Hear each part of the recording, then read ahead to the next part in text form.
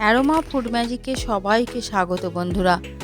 আজ আপনাদের সঙ্গে যে রেসিপিটা শেয়ার করে নেব সেটা হলো কাতলা মাছের রোস্ট। কড়াইশুঁটি বাটা দিয়ে কাতলা মাছের রোস্ট বানিয়েছিলাম। এত টেস্টি হয়েছিল, শীতের শুরুতে প্রথম যে কচি কড়াইশুঁটি এসেছে বাজারে, তাই দিয়েই বানালাম কাতলা মাছের রোস্ট। কাতলা বা রুই মাছ যে কোনো মাছই করতে পারেন, এটা দারুণ হবে এই শীতকালে, একদম শীতের শুরুতে। তো বন্ধুরা অবশ্যই প্রথম থেকে শেষ পর্যন্ত দেখবেন, আর কেমন লাগলো কমেন্ট বক্সে কিন্তু কমেন্ট করে জানাবেন। গরম ভাতের সঙ্গে কাতলা মাছের রোস্ট যেমন ভালো লাগে, তেমন পোলাওয়ের সঙ্গেও কিন্তু এটা অসাধারণ লাগে, বিশেষ করে যারা চিকেন খান না।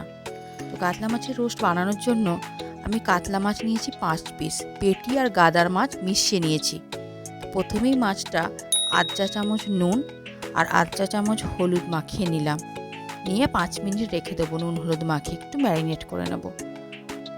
মাছটা পরিষ্কার করে ধুয়ে নেব। আর মাছটা যত ফ্রেশ হবে তত ভালো রান্নাটা হবে। টাটকা মাছের রান্না সবসময় ভালো হয়।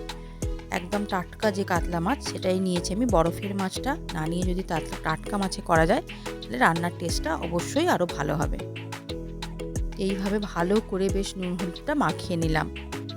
এরপর আমি কড়া বেশ ভালো করে গরম হলে কড়াতে সর্ষের তেল দিচ্ছি। আধ কাপ মতো সর্ষের তেল দিলাম। তেল যখন খুব ভালো করে গরম হয়ে যাবে তখন আমি মাছের পিসগুলো একটা একটা করে দিয়ে মাছের পিসগুলো ভেজে তুলব।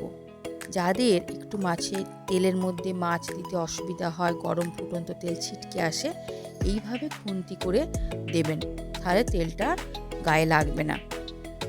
বেশ এক পিঠ ভাজা হয়ে গেলে হালকা করে ভাজবো, খুব কড়া করে মাছটা ভাজবো না, তাহলে কিন্তু মাছটার টেস্টটা অতটা হবে না। কারণ মাছের ভেতরে যত এই কড়াইশুঁটির বাটার যে টেস্ট বা মশলা সব যতটা ভালো করে মাছের ভেতরে ঢুকবে তত রান্নাটা টেস্টি হবে। সেই জন্য হালকা করে মাছটাকে ভেজে আমি তুলে নেব। এইভাবে সব কটা মাছ আস্তে আস্তে ভেজে তুলে নেব।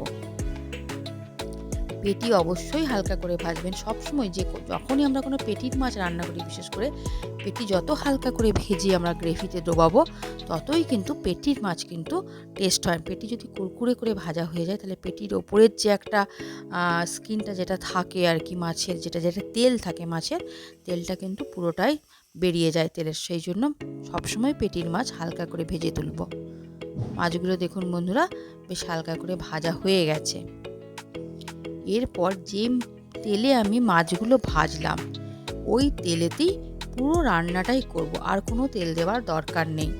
তো এই সময় গ্যাসটা বন্ধ করে দিয়ে আমি একটু কড়াইশুঁটিটা বেটে নেব। 1 কাপ কড়াইশুঁটি নিয়েছি আমি, পরিষ্কার ভালো করে ধুয়ে নিয়ে কড়াইশুঁটিটা সামান্য জল দিয়ে একটু কোর্সলি বাটবো, মিহি করে বাটবো না, জাস্ট একটু কচা কচা করে বাটবো। আপনারা চাইলে এটা শিলেও বেটে নিতে পারেন। এইভাবে দেখুন ঠিক একটু বেশ কচা কচা থাকবে, সেই রকম বাটবো, মিহি পেস্ট করব না কিন্তু। এরপর ওই তেলেতেই, মাছ ভাজার তেলেই আমি 1 চা চামচ 5 ফোড়ন দিলাম।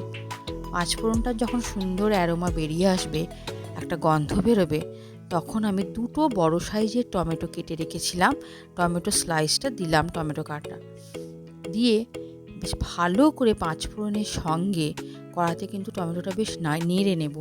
একটা সুন্দর বেশ টমেটো আর 5 ফোড়নের যখন গন্ধ বেরিয়ে আসবে আর টমেটোটা বেশ হালকা করে রোস্ট হয়ে যাবে, ভাজা হয়ে যাবে, তখনই আমি বাকি কিন্তু মশলা ব্যবহার করব। একটু নুন দিয়ে নেব প্রথমেই, তাহলে কি হবে, টমেটোটা একটু নরম হয়ে আসবে। আমি আধ চা চামচ নুন দিলাম। আপনারা স্বাদ মতো এখানে নুন ব্যবহার করবেন। নুন, চিনি, ঝাল আমি সবসময় বলে থাকি নিজেদের স্বাদ মতো ব্যবহার করবেন। কাঁচা লঙ্কা আমি এখানে 3 পিস কাঁচা লঙ্কাকে চিড়ে দিলাম। বেশ টমেটোর সঙ্গে কাঁচা লঙ্কাটা ভালো করে কষিয়ে নিচ্ছি। বেশ দেখুন টমেটোটা বেশ আস্তে আস্তে বেশ নরম হয়ে গেল। যেহেতু শীতের টমেটো, এখন তো সব কিছুই এত সতেজ যে রান্না করতেও বেশ ভালো লাগে। এরপরে হলুদ গুঁড়ো দিলাম, আধ চা চামচ হলুদ গুঁড়ো। টমেটোর সঙ্গে ভালো করে কষিয়ে নিলাম এই হলুদ গুঁড়ো। খুব বেশি মশলা আমি এই রান্নাটায় ব্যবহার করব না। আর জিরে গুঁড়ো দেবো আধ চা চামচ, বাস। আর সেরকম কোনো মশলাই দেবো না আমি। এটা যে কড়াইশুঁটির যে নিজস্ব একটা টেস্ট, সেই টেস্টটাকে কিন্তু আমি ইনট্যাক্ট রাখবো পুরো রান্নাটাতে। এমন বেশি মশলা ব্যবহার করব না যাতে কড়াইশুঁটির যে নিজস্ব টেস্টটা থাকে, স্বাদটা থাকে, সেটাই যাতে নষ্ট হয়ে না হয়। সেটা আমি সবসময় খেয়াল করে তবেই আমি রান্নাটা করেছি।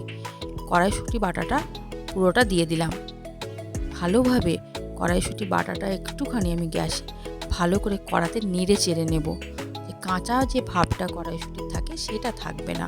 কড়াইশুঁটিটা ভালো করে এইভাবে টমেটোর সঙ্গে বেশ রোস্ট হয়ে যাবে সুন্দরভাবে। যখন দেখুন কড়াইশুঁটির কালারটা আস্তে আস্তে চেঞ্জ হয়ে যাবে, তার মানে কড়াইশুঁটিটা ভালো করে কষা হয়ে গেছে। তখন আমি ওই যে মিক্সিতে বেটেছিলাম ওতেই একটু সামান্য জল দিয়ে আরও একবার ভালো করে কড়াইশুঁটি বাটাটা টমেটোর সঙ্গে মিশিয়ে নেব। দেখুন কালারটা কিন্তু বেশ চেঞ্জ হয়ে গেছে, তার মানে পুরো মশলা কষা হয়ে গেছে। তখন আমি 1 কাপ জল দিচ্ছি। 1 কাপ জল দিয়ে ভালো করে এই কড়াইশুঁটি বাটায় যে গ্রেভিটা তৈরি করলাম, এই গ্রেভিটা একটু ফুটিয়ে নেব। ভালো করে ফুটে গেলে তবেই আমি মাছ যেটা ভেজে রেখেছিলাম সেটা দেব। একটু ঢাকা দিয়ে দেব, দেখে জোর আঁচে ফুটিয়ে নেব। বেশ ফুটে গেছে জলটা, গ্রেভিটা ভালো করে বেশ ঝোলটা ফুটে গেছে। এরপর আমি যে ভাজা মাছ সেটা এর মধ্যে দিয়ে দেবো। ভাজা মাছ দেওয়ার পর বেশিক্ষণ রান্না করার দরকার নেই। ভাজা মাছ দিয়ে 5 মিনিট রান্না করলেই রান্নাটা হয়ে যাবে। এই পুরোপুরি বেশ এইভাবে ভাজা মাছগুলো দিয়ে দিলাম। ঝোলটা গা মাখা মাখা হবে, খুব বেশি ঝোল হবে না, তাহলে টেস্টটা আসবে না। বেশ গা মাখা মাখা ভাব থাকবে। যেহেতু আমরা এটা গরম ভাতে খাবো, ভাতের সঙ্গে বা পোলাওয়ের সঙ্গেও যদি আমি দিই, খুব বেশি ঝোল থাকলে এটা ভালো লাগবে না। খুব শুকনোও যেন না হয়ে যায়, সেটাও একটু দেখতে হবে। খুব শুকনো ড্রাই হয়ে গেলেও কিন্তু টেস্টটা আসবে না। বেশ গা মাখা মাখা যখন ঝোলটা হয়ে এসেছে, দেখুন এইভাবে মাছগুলোও পুরোপুরি বেশ ভালোভাবে রান্না হয়ে গেছে। তখন আমি 1 মুঠো ধনে পাতা, আগে ধনে পাতা ভালো করে পরিষ্কার করে ধুয়ে নিয়ে তারপর আমি ধনে পাতাটা কুচিয়ে নিয়েছি। এইভাবে ধনে পাতাটা কুচিয়ে নিয়ে সেই ধনে পাতাটা এখানে ব্যবহার করেছি। 1 মুঠো ধনে পাতা দিয়ে ভালো করে একটু নেড়ে চেড়ে নামিয়ে নেব। বাস, রান্না কমপ্লিট। এমন কিছুই মশলা দিলাম না, বাড়িতে যা কিছু থাকে রান্নাঘরে আমাদের যেটুকু মশলা আমাদের থাকে মশলার কৌটে, সেই মশলা দিয়েই কিন্তু পুরো রান্নাটা করলাম। কিন্তু টেস্ট অসাধারণ। অবশ্যই বন্ধুরা কমেন্ট করে জানাবেন কেমন হলো। আর আমার চ্যানেলটা সাবস্ক্রাইব করার জন্য সবাইকে অনুরোধ রইল। অসংখ্য ধন্যবাদ এতক্ষণ আমার সঙ্গে থাকার জন্য।